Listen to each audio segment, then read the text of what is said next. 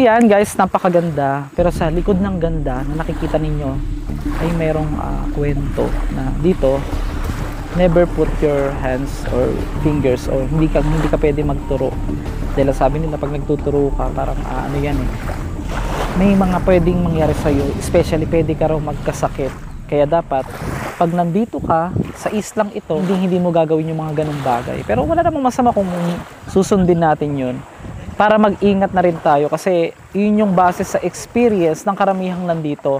Kaya mapapansin nyo na pulang-pula ito, itong pinakabuhangin na ito. At tanungin muna natin o alamin natin kung bakit ito naging pula. O talaga bang natural na pula na ba ito? O talaga kakaiba ito? Gawa ito ng kalikasan? Kaya dapat ingatan talaga natin ang kalikasan. Tama, naipasok ko, di ba? Let's go!